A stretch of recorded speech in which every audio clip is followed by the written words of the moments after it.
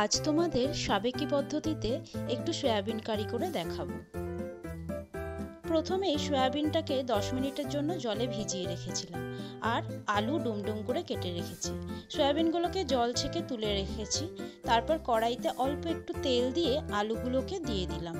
আলুগুলোকে একটুখানি হালকাভাবে ভেজে নিলাম আর নুন দিয়ে দিলাম যাতে নুনটা আলুর মধ্যে বসে। তারপরে আলুর সঙ্গে দিয়ে দিলাম সয়াবিনগুলোও দিয়ে একটু ভাজলাম আর নুন আর হলুদ একটু দিয়ে দিলাম। তাতে কি হয়, সয়াবিনটা খেতে বেশ ভালো লাগে, নুনটা বসে তো তাই। দিয়ে ভালো করে একটু ভেজে নেওয়ার পর আমি দুটোকেই একসঙ্গে কড়াই থেকে তুলে একটা জায়গায় রাখলাম।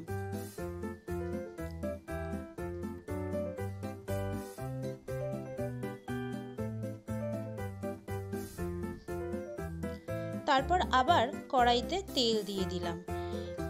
আমি একটা জায়গায় আদা এবং লঙ্কা বাটা করে রেখেছিলাম, তো সেইটা আবার ওই তেলের মধ্যে প্রথমে শুকনো লঙ্কা জিরে ফোড়ন দেওয়ার পর ওই আদা বাটাটা দিয়ে দিলাম। দিয়ে একটু ভাজা ভাজা করে নিলাম। যতক্ষণ না তেল ছাড়ছে ততক্ষণ একটুখানি ভাজবে।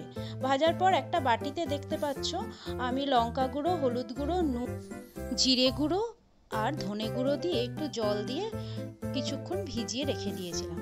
তারপরে দেখতে পাচ্ছ এখানে আমি ওই মশলাটা দিয়েও ভালো করে কষিয়ে নেবার পর একটু টমেটো সস দিয়েছি। যদি তোমাদের ঘরে টমেটো থাকে, আমার সেদিনকে ছিল না, তাই জন্য আমি একটু টমেটো সস ইউজ করেছি। দেওয়ার পর ওই ভেজে রাখা আলু এবং সয়াবিনগুলো দিয়ে একটু কষিয়ে নিলাম। নেওয়ার পর একটু গরম জল, আমি রান্নায় একটু গরম জলটা ইউজ করি আর তাতে কি টেস্টটা খুব ভালো হয়। তো একটু গরম জল দিয়ে ভালো করে সেদ্ধ হয়ে যাবার পর লাস্টে একটু গরম মশলা আর ঘি দিয়ে রেখে দেবে। ব্যাস তৈরি। 10 মিনিট পর যখন সার্ভ তখন সকলে বলবে দারুণ টেস্ট হয়েছে।